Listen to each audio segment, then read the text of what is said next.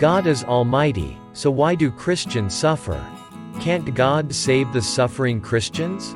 Let's hear the story of two great believe God is almighty, so why do Christians suffer?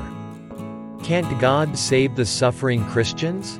Where is God when you need Him the most?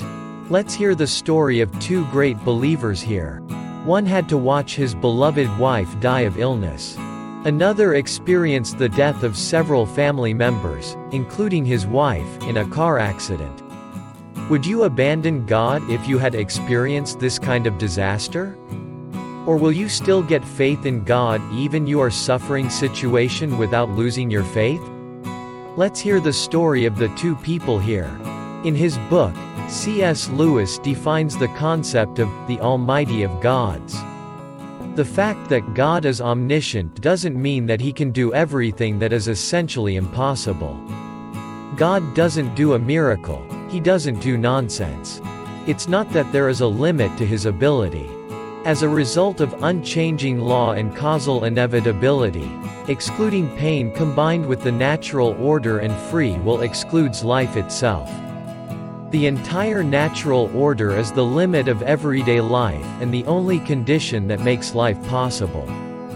Instead of arguing the relevant conditions in the conclusion that free souls like us coexist, we need to consider that God has created mutually necessary objects while insisting on the appropriate conditions through one very consistent act of creation that first appears as an independent entity.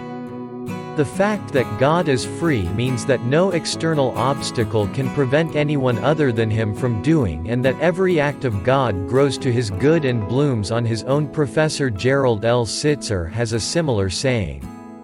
In God's Will for Him Today, these two writers have in ordinary people who have experienced great sadness.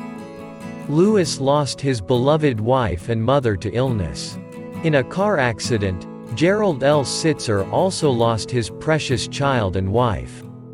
The two wrote a book about the process of deep suspicion, anger, and conflict through a time of pain.